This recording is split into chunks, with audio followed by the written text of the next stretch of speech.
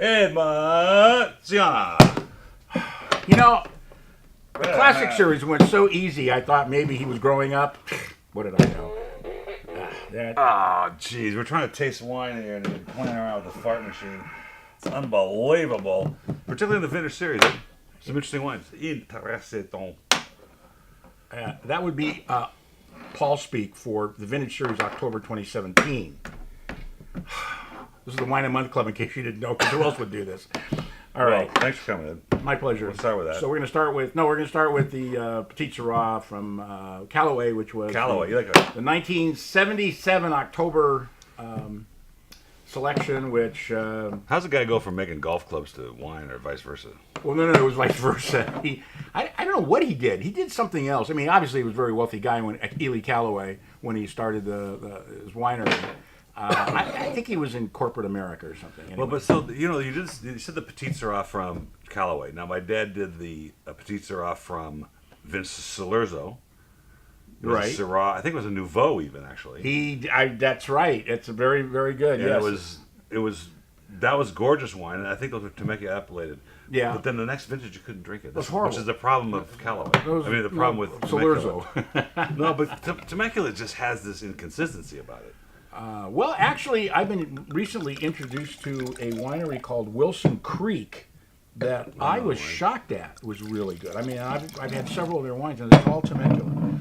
Anyway. And the white was, you said the white was... the Côte de Ventoux Blanc. Yeah. Because it's so funny, I'm reading this, and I'm going, wait a minute. Did he have two red wines? I thought he did white and a red, and then I read it's a white wine. I'm going, wow. So that's Roussan, Marsanne...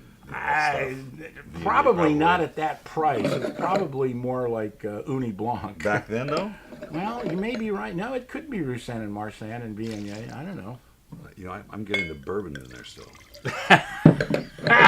I don't think so. No, really. I smell it. Wow. We just tasted if you didn't know, if you watched the classic series, we just tasted a wine that we aged in bourbon barrels as well. So it's kind of interesting. So this is not that. No, this is Syrah and Mourvedre from Gard. Yeah, from Languedoc-Roussillon. And the worrisome part about this, it's a 2016, right? Yeah. And I'm going, the problem with red wines that are that young, they're a little rough around the edges. This has got absolutely gorgeous fruit, just gorgeous. You know what? And I love it because you just get a hint of the gaminess from the Syrah. Mm-hmm. Which, when that gaminess is overpowering, they're hard to drink.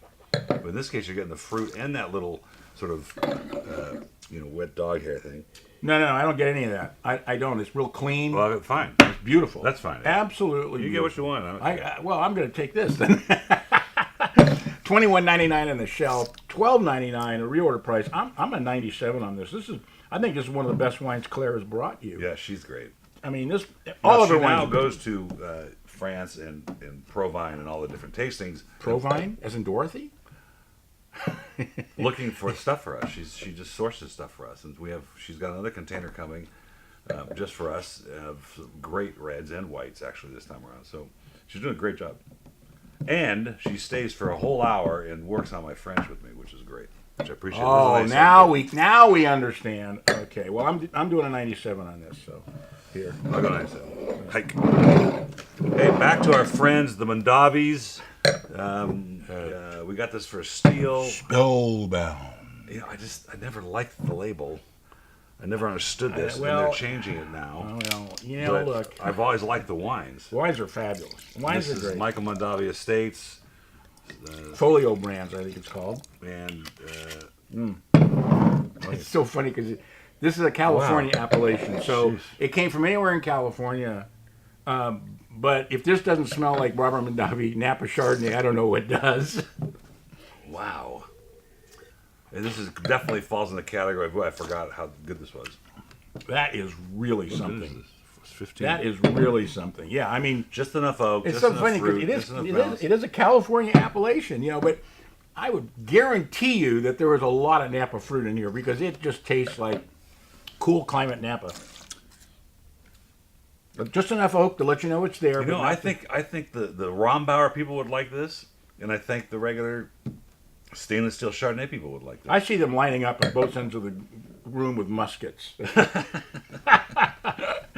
Not Muscat, but Muscat. I'm gonna give this a 98. Oh, I was just gonna say that. Stop it. This wine's unbelievable, and you know how much I like Chardonnay. You guys all know that, right? Because this is not your first rodeo around here.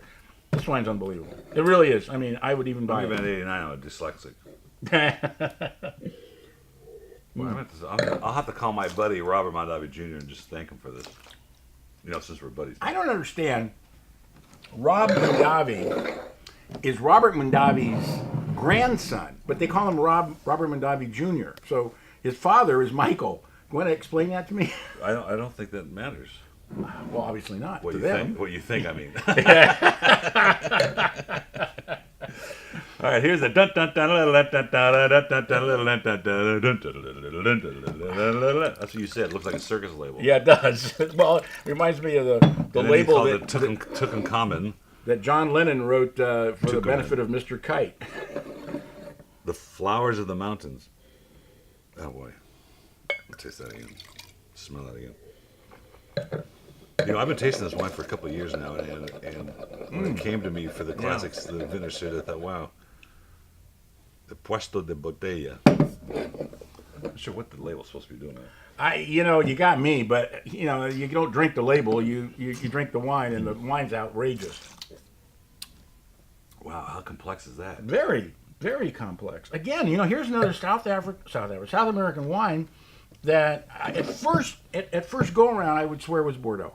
I'm getting licorice. I'm getting earth. I'm getting licorice, earth, definitely. Some really dense black cherry. Mm-hmm. A little cassis. I was trying to make a cocktail out of a cherry base. It didn't work out very good. But I told you about a new cocktail I made, right? No, I missed that The one. Russian Olympian.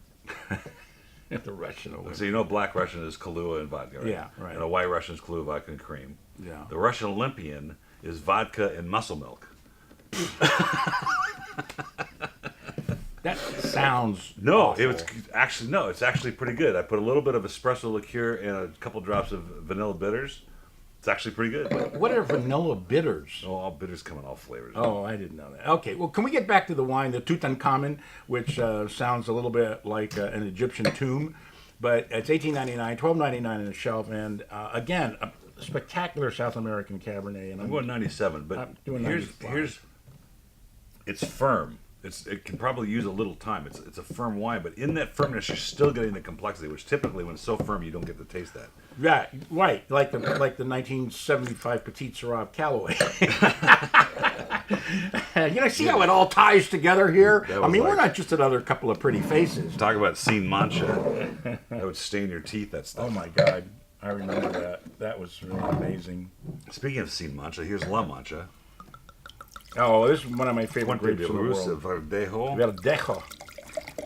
That'll go well with our El Pollo Loco today. I love Verdejo. I just absolutely Boy, love this. wow, what a nose. I getting pear? Mm-hmm. Boy, this hit me right in the face. Wow. Ow. There. Pear, a little white grape. Guess what? It's a white grape. Oh, you're right, but no, white grape juice. Yeah, well, it's so funny. We use all these terms to describe the wine except grapes, and that's what they're made from, And every now and then you get one that actually tastes like a grape. The white grape juice from Welch. Exactly. Well, I wouldn't go that far, but it's pretty good. Well, nuances. So Claire, our friend that brings us the Gallician, sent me an email, a picture of a poster from 1930 that was hung around Béziers, which is in the south of France. And it says in French, and it quotes Louis Pasteur, that wine is the most hygienic of things and healthy. Right. Then it goes on to say it's okay to give wine to kids. This is a poster that you hung on the wall Right. in public spaces, as long as you mix it with water and they were over than 4. Right. Well, that's how everybody grew up in Europe. And then it goes on to say that you think water's so healthy, they put bleach in it. This is all in French. And they posted this thing all over town. I'm trying to find an original. It would be really fun to have. Well, the ATF wouldn't let you put it up, though. No, right. $18.99 on the shelf, which is a great price for this Verdejo, but $11.99 reorder, and I'm doing a 96. I think it's wonderful. I'll match that 96 and I'll raise you a point. Ooh, man. Okay, them's just fighting words. Yeah. Too bad it's over.